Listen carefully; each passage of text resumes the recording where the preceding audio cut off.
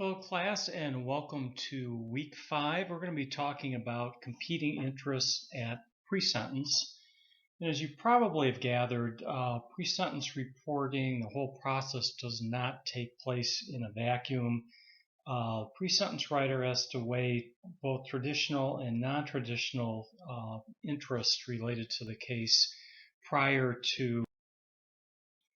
So let's first talk about some of the more traditional interests that you would be dealing with at pre-sentence. And that would include your defendant, your judge, the prosecutor in the case, law enforcement, the victim if there is one, defense attorney, and the probation and parole officer that will be receiving the case if that individual is placed on community supervision. So these are the traditional contacts and interests that you would have in any pre-sentence case. So let's start by talking about the defendant. And obviously the defendant has the most skin in the game at the pre-sentence level. They are going to be looking for the most lenient sentence that the court will give. They will offer the most promising picture they have of employment, changes they're making in their life. And the reality is this can be a difficult process for a pre-sentence officer in that you have to consider the impact of probation and perhaps incarceration not only on the defendant but also on the defendant's family.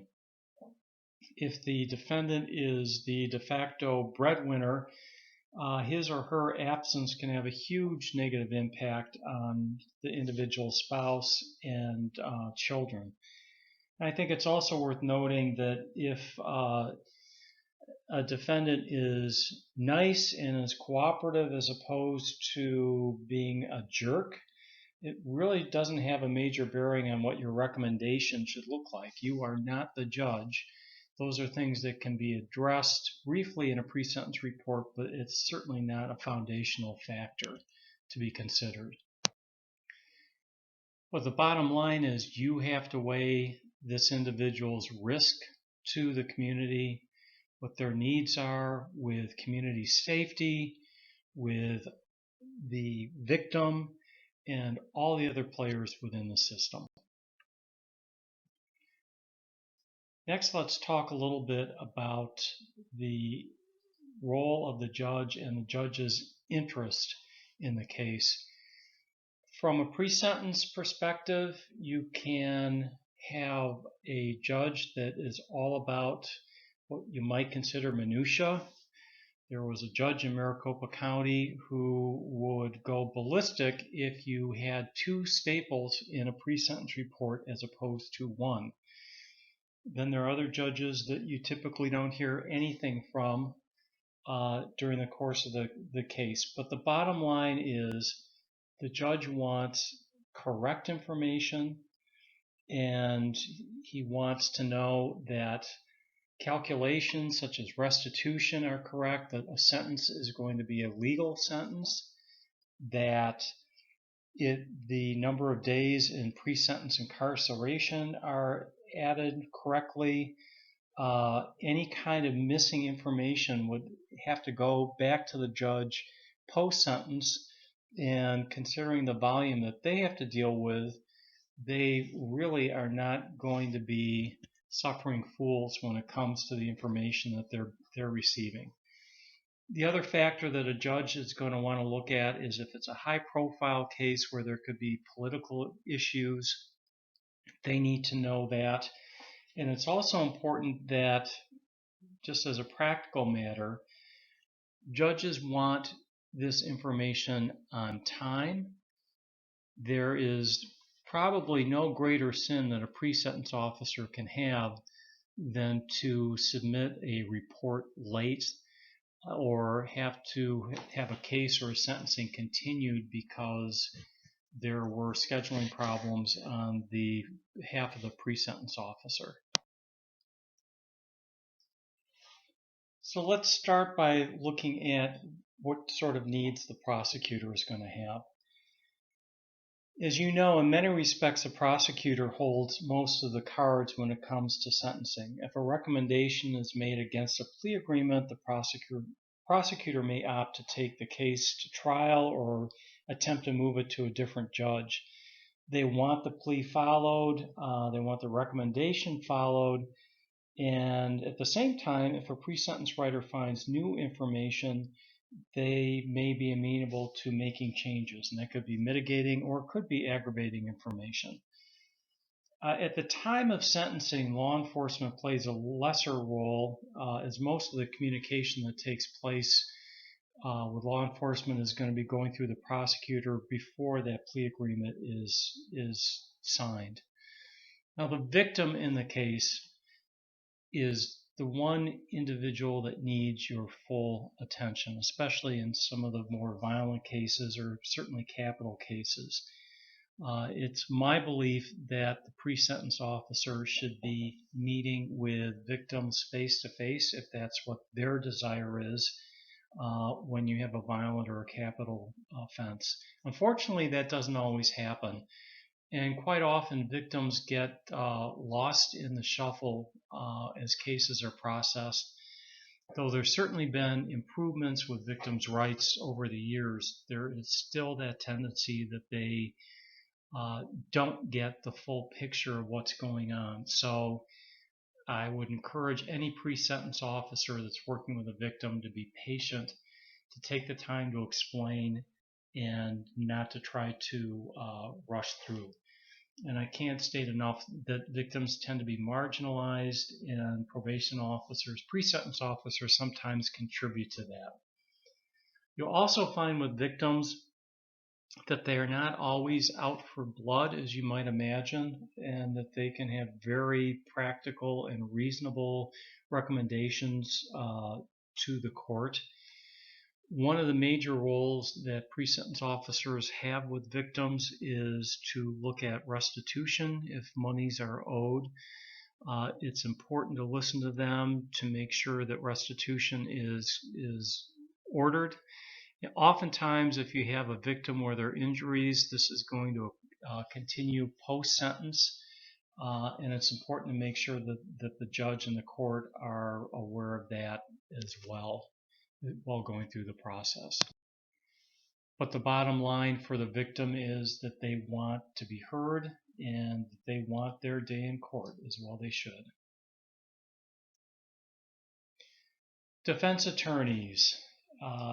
Defense attorneys, at least the good defense attorneys, are the ones that are looking for the best possible deal for their clients.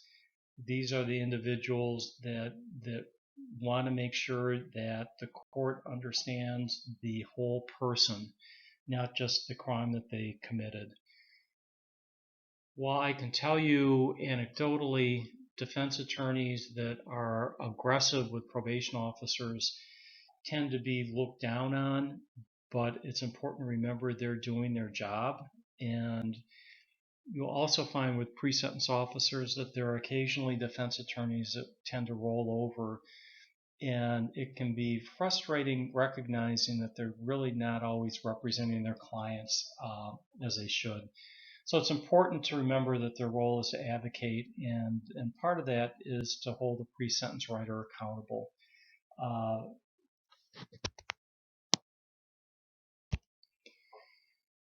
So next on the hit parade is probation, parole officer, community supervision officer.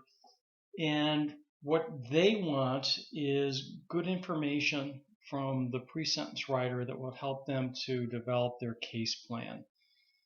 This would include probation terms that are reflecting the needs and the risk of the defendant.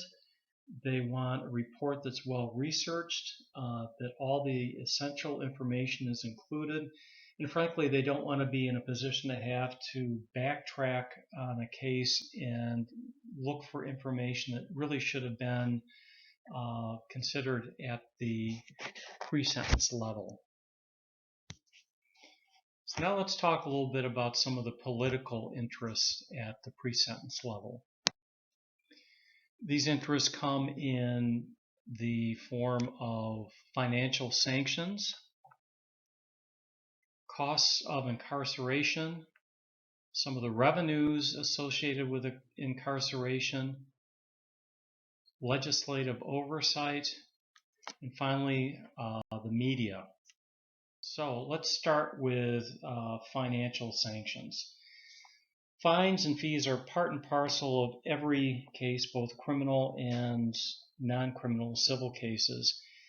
In Arizona, these fines and fees include an 83% surcharge that I'm going to break down in just a minute, as well as funding that really oftentimes has nothing to do with the criminal justice system. Now, these fines are mandatory, and there is little that a judge can waive, but these revenues really help pay for the whole process of criminal justice, including the community supervision in the form of probation service fees, as well as other costs. So let me do a breakdown to let you know what Arizona looks like. Now what you have here as part of the 83% surcharge is a $20 one-time probation fee that's on the top of both criminal and civil cases. There is a 47% surcharge that goes to the Criminal Justice Enhancement Fund, and that is for court technology, a number of different pieces. 13% of the surcharge goes to a medical services enhancement fund. 10% goes to clean elections, which certainly doesn't have too much to do with the case. 7% goes to the Fill the Gap Fund, which also covers, again, court services. It could be to pay for interpreters. It could be for building new courts. Number of different areas where this could be, these monies could be used. And finally, there's a 6% DNA fund, and this goes for crime labs and the cost of recording and keeping data on DNA. So let's talk a little bit about incarceration costs. And first of all, this is an impact that cities have to realize because, for example, in Arizona, cities have to pay the county for the cost of incarceration. So this is what it looks like, and I'm going to use Maricopa County as an example. The booking rate, which is the first day somebody is incarcerated, is about $286. So this is what cities have to pay the county jail. But this is just as importantly, this is what taxpayers are paying for incarceration. And then the daily rate of housing an inmate at the Maricopa County Jail is $85.49. Now, it used to be the county jails were cheaper than prisons, and at least in Maricopa County, that's no longer the case. To house somebody, the daily rate in the Arizona State Prison is $67.95 a day, and that breaks down to about $23,000 a year for incarceration. So you may have municipalities that are trying to avoid jail because of the fact that systemically it costs so much to the county to be paying these monies, and then obviously for cities. But let me talk a little bit about the flip side to that. So in looking at incarceration revenues, these are monies that oftentimes come from private interests that make money in private prisons and prison facilities. In Arizona, we are ranked 4th in the country in looking at the percentage of money that is spent from the state general fund on incarceration. It's well over $1 billion a year in Arizona. So there are huge amounts of money that are spent on incarceration, and these monies pay for salaries for individuals. So this is big business, and it's not easy to look at cutting such a huge monopoly of monies when it supports so many people and so many people are benefiting from it. So it's a factor. It's one of those ugly baby things that people don't like to talk about. But the fact is, when we sentence somebody to prison, people are making money off of that. So legislative oversight. The legislature makes the laws. The courts need to follow these laws in their recommendations. So there are certainly political repercussions if there are problems in following those laws. And it's important to remember that when a judge makes an unpopular ruling, that there are political repercussions that can come from that. It can be as overt as a recall, or it can be as subtle as budget cuts for the Supreme Court or from the county court, depending on what the situation is. But that is a constant factor that needs to be considered. And in those areas where judges are elected as opposed to appointed, that can be even more of an issue and more of a challenge in looking at the possibility of losing an election because you are making a decision based on what your sentencing opinion is as the judge. Media is certainly a significant player, especially when we're looking at some of the higher end cases. As with the legislature, unpopular sentencing decisions may get the wrath of the media. You can be quoted in the newspaper as a pre-sentence writer and certainly as a judge. And those high profile cases receive increased scrutiny. Typically, these are cases where your chief probation officer or could be your presiding judge is going to want to look at the recommendation and the report before it actually goes to sentencing. But they are a player, and sometimes they can be involved with a case where you would not expect them to. But the other piece is they want information. As a practical matter, they could be looking at deadlines where they want information quickly. And as a rule of thumb with the courts, they try to cooperate as much as is possible. And that will also put you in good stead with the media. If you ask them if there's information that they need that you are supposed to be providing, if you're cooperative, that is a huge part of it. So to summarize, when you look at all the different players who are involved in the sentencing process, you may question why anybody in their right mind would want to be a pre-sentence writer. But I think it's important to remember that the assessment tools that are being used at the pre-sentence level, in a way, are kind of a protective factor for probation officers and pre-sentence writers, because you are using those validated instruments. It's not just simply your opinion. So I hope this information was helpful, and enjoy week 5.